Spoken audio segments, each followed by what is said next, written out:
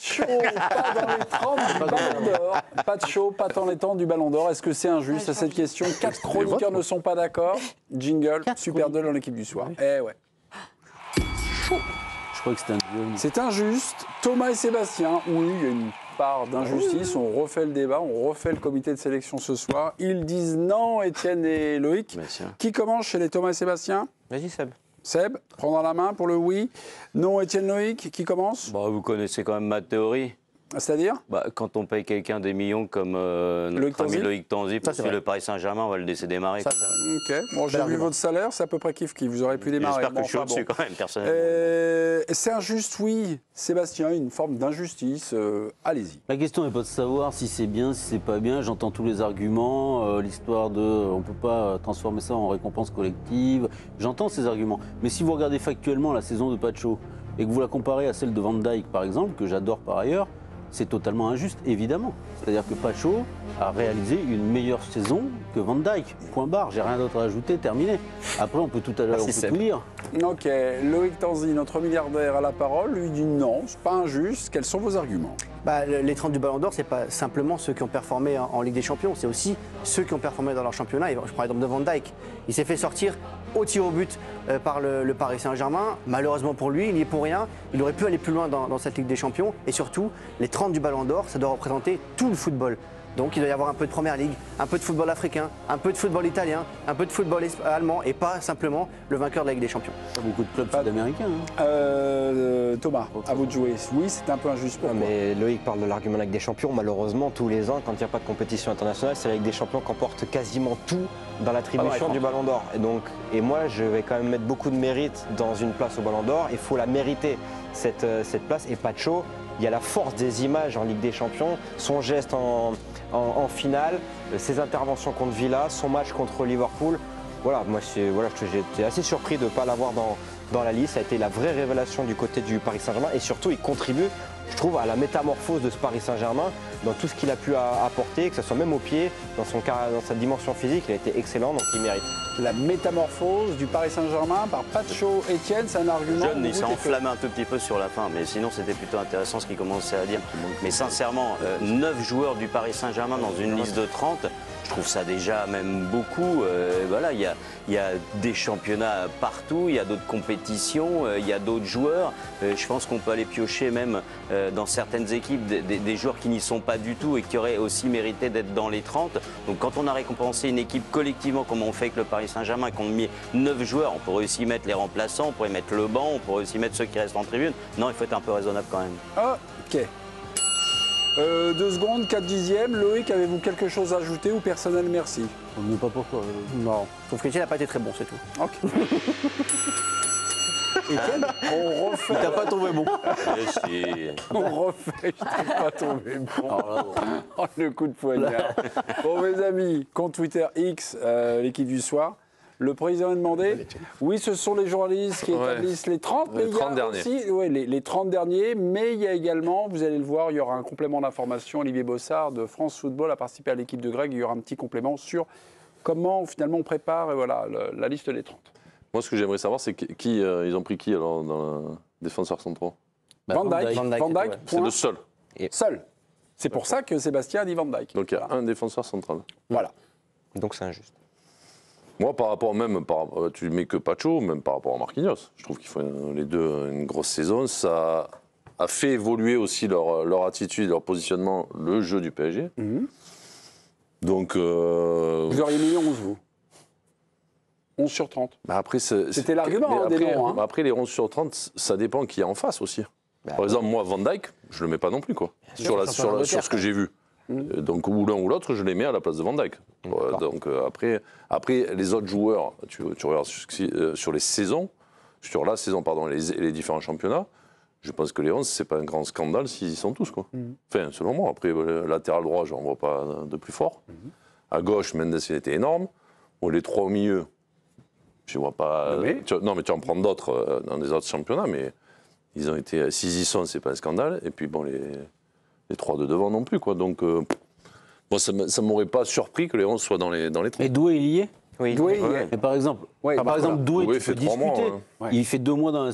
3 mois, admettons, un peu plus. dans la saison. Il y a la Là, finale. tu peux discuter, Oui, par exemple. ouais. C'est la force Mais il y a de la la- Ligue des Champions. J'entends. Et si tu vas par là, Moi, de toute façon, il y a rien. Fondamentalement, c'est difficile déjà, et donc il n'y a rien qui me choque. Mais Si tu Doué, vas il par n'aurait là- pas été, ça m'aurait moins dérangé par rapport à votre question que Pacho. Dembélé, Il y a combien de 5-6 mois. Barcelonais dans les 30 Je crois de mémoire c'est 5. Alors on va les faire ensemble. Il y a Rafinha, Yamal, Pedri. il y a Pedri, il y a Lewandowski, Rafinha. Rafinha évidemment, Et c'est tout. et c'est tout. Ouais. 4. Pedri, Rafinha, Lewandowski et Yamal. Parce que la saison du Barça, pour le coup, évidemment, il y a la victoire finale du Paris Saint-Germain. La saison du Barça, c'est une saison exceptionnelle, collectivement, individuellement pour les joueurs. On a vu des choses fantastiques dans la saison du Barça. Donc, moi, je trouve que s'il y a 9 Parisiens et qu'il n'y a que 4 Barcelonais, j'ai pas envie qu'il y ait plus de Parisiens encore. Mais je suis d'accord sur ça pose la question aussi du poste. Et malheureusement, dans l'attribution du Ballon d'Or aujourd'hui, le côté on privilégie les attaquants par rapport aux défenseurs. T'as trouvé ça bon ce que j'ai dit ou pas là? Oui, très bon. Bravo, c'était Étienne. bien. C'est un débat Je progresse au fur et à mesure. Tu peux y aller, tu peux y aller. C'est un débat qui revient tous les ans sur le plateau. Et là, par exemple, qu'un Bastoni, par rapport à la saison qu'il fait également, soit pas dans la liste, je trouve ça aussi un petit peu Mais vous injuste. avez vu pour- le match de ce soir déjà. Ah, mais malheureusement, Mais il paye sa c'est finale. après. Lui, il paye sa finale pour le coup. Ah oui, non, mais Et voilà, son Je match voulais contre l'Italie, juste parce que préciser une chose, ils sont parce que pas là on champions. commence à parler d'autre chose, mais je crois que Johan Mikou, président de l'équipe du Soir, nous a donné le point. Oui, Juste comme ça n'a pas été dit, globalement. C'est ce que faudrait- j'ai dit, moi, je sais plus. C'est vrai. Ça semblait un peu injuste. C'est oui, les 11, ça vous aurait pas choqué. Complément On d'information. sent que tu es bouleversé par cette injustice. Hein Ouais. Si tu veux écrire au président de la le sujet République, que- tu as envie de... Complément d'information, il était présent sur ce plateau dans l'équipe de Greg Olivier Bossard, membre éminent de ce collège, salarié de France Football, a donné un complément d'information. Ils mangent à des endroits assez sympas quand même. Ils sont tout le temps Au comme crayon. ça à France Foot avec des crayon. tables comme ça pour quand ils font une conférence de rédaction. D'accord. Exactement. Ok. Mais C'est là-bas que tu aurais dû te faire engager. Mais Loïc. exceptionnellement. C'est vrai. Vous allez écouter Olivier J'y ai pensé. Bossard, membre du collège et du membre du comité de sélection des 30 du Ballon d'Or. Écoutez-le, il était dans l'équipe de Greg. Replay. étaient pour, certains étaient contre. Et il y a un comité des listes à France Foot, il y a donc la rédaction de France Foot en elle-même, et on a trois personnes extérieures qui sont des ambassadeurs notamment de la FIFA. On a Fabio Capello, on a Luis Figo, et cette année on avait notre correspondant en Islande. Tous les ans on invite un correspondant de France Foot et un juré de France Foot à participer à ça. Celui qui avait donné le ballon d'or dans l'ordre, non? Exactement, C'est ça, l'histoire exactement. Et cette année, eh bien, autant nous, on l'avait sous les yeux, Pacho, on a vu de quoi il était capable, autant à l'international, il n'a pas autant marqué les esprits, ce qui peut paraître bizarre, parce que figurez-vous qu'aucun des trois, ni Capello, ni Figo, ni notre juré islandais, n'avait mis Pacho dans sa liste, alors qu'ils avaient tous mis Marquinhos. Voilà, c'est le ressenti, on va dire, Parmi les moins à connus, l'international, oui, à l'international et en France. Voilà, la saison de Pacho a plus marqué en tout cas le collège donc des Français qu'à l'international. Pacho. Voilà. On est tellement surpris aussi en France de voir arriver un mec qu'on ne connaissait pas beaucoup. On l'avait très peu vu jouer en Bundesliga, très peu au très haut niveau aussi, être aussi fort très vite. Donc c'est un peu normal qu'à l'international, ils aient moins regardé ce joueur-là. Et puis devant, ils ont été tellement bons, Dembélé notamment, que forcément tu auras des attaquants. En sélection, autant de joueurs du Paris Saint-Germain, c'est leur rendre hommage, mais on parle souvent de la dispersion des voix parfois pour expliquer certaines défaites de Ballon d'Or. Est-ce que ça, c'est quelque chose, finalement, en voulant rendre hommage au Paris Saint-Germain, eh bien, pas forcément aider les dessins d'un des grands favoris ou le grand favori, Ousmane Dembélé? Je pense pas, parce que justement, Dembélé est, pour moi, très au-dessus des autres du Paris Saint-Germain. Hakimi?